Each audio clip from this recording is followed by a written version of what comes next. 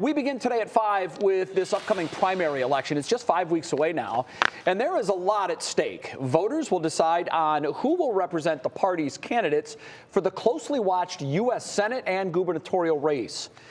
These races are hotly contested and very competitive, and that, of course, means fiery debates. Mark Namick is at Central State University, that's outside of Dayton, with an update on the 3 debates taking place there today and tomorrow. Mark, good afternoon to you.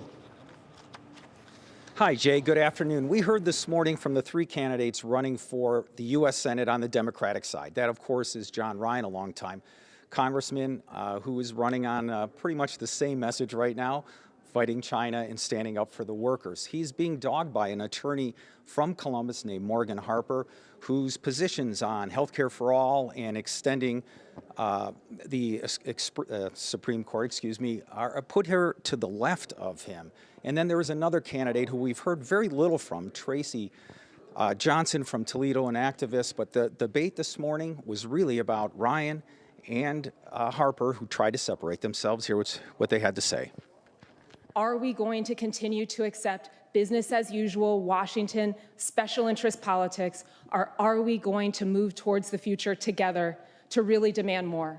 Because we need it. Start cutting workers in on the deal. This has been going on for generations now, where the top 1% get all the benefits and the workers get screwed. And I'm tired of it. For the past 20 years, I've been a ward committee woman fighting for workers' rights, a woman's right to choose, and criminal justice reform. Now, tonight is the main event. That's the Republican race for the U.S. Senate, where there are much closer candidates. In the Democratic side, Tim Ryan is really the front runner by all accounts, so that one isn't being watched as much. Now, tonight we have 4 candidates from Northeast Ohio: Josh Mandel, Jane Timken, Mike Gibbons, and Matt Dolan, all competing, but really it's between Gibbons and Mandel. You can only really describe this as a rowdy race. Now, many of them are running and courting Donald Trump's support, which is why many of them are still talking about immigration. And in Mandel's case, he still claims, without support, and it's false, that the election was won by President Trump.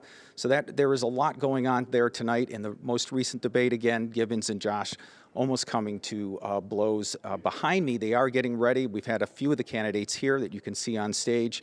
And this should be a good one. It's scheduled for 90 minutes, and we'll have more about that at the 11 tonight. Jay? Yeah, 2 debates ago, the Republican candidates got very feisty, as you mentioned, getting in each other's face, 2 of the candidates. So, Mark, what do we know about the drama that's going on in Columbus right now? They're trying to get these new maps drawn and approved. How does all of this impact the races and also the calendar? Right now, the May 3rd primary is still on, but it may not have any of our local races. That's the state and legislative races. So statewide races would appear. That would be the governor's race and the U.S. Senate.